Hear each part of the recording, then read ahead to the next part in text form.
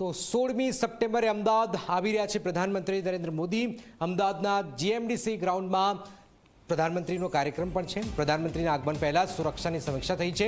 રાજ્યના પોલીસ વડા વિકાસ સહાય જીએમડીસી ગ્રાઉન્ડ પહોંચ્યા। અમદાવાદના ઉચ્ચ પોલીસ અધિકારીઓ સાથે સુરક્ષાની સમીક્ષા કરી છે।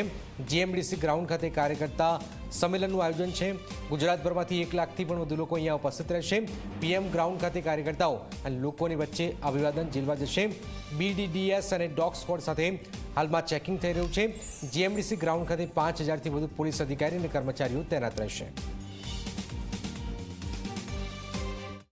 આજરોજ જીએમડીસી ગ્રાઉન્ડ ખાતે પોલીસના ઉચ્ચ અધિકારીશ્રીઓ દ્વારા પોલીસ બંદોબસ્તની જે સમીક્ષા કરવામાં આવી અને જે જગ્યાના સ્થળનું નિરીક્ષણ કરવામાં આવ્યું। અત્યારથી પોલીસ દ્વારા ત્યાં ગાર્ડની વ્યવસ્થા, બીડીડીએસ ચેકિંગની વ્યવસ્થા તેમજ 24 કલાક એમસીસી વાન દ્વારા વિડીયો રેકોર્ડિંગની વ્યવસ્થા કરવામાં આવેલ છે।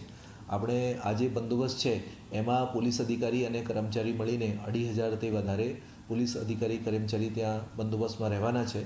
એની સાથે સાથે ટ્રાફિકના અલાયદા બંદોબસ્ત છે અને બંદોબસ્તના દિવસે કેટલાક ડાયવર્ઝન કરવામાં આવનાર છે, જેથી આવનાર જે ગેસ્ટ છે એને કોઈ ટ્રાફિકની અગવડના સામના ના કરવો પડે। એની સાથે સાથે જે ડાયવર્ઝન માટે જે જાહેરનામા છે ટ્રાફિકના એ પણ થનાર છે।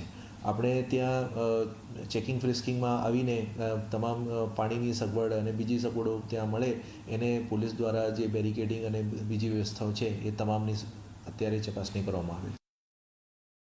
જે સ્થળ છે એમાં 50000થી વધારે જે માણસો છે આવવાના છે અને ભીડની વ્યવસ્થા માટે ત્યાં જુદા જુદા સેક્ટર બનાવવામાં આવ્યા છે અને બેરિકેડિંગની વ્યવસ્થા કરવામાં આવનાર છે અને અંદર સેક્ટરના અંદર પણ પોલીસ ત્યાં રહેશે, મહિલા પોલીસની પણ હાજરી રહેશે અને ખાનગી કપડામાં પણ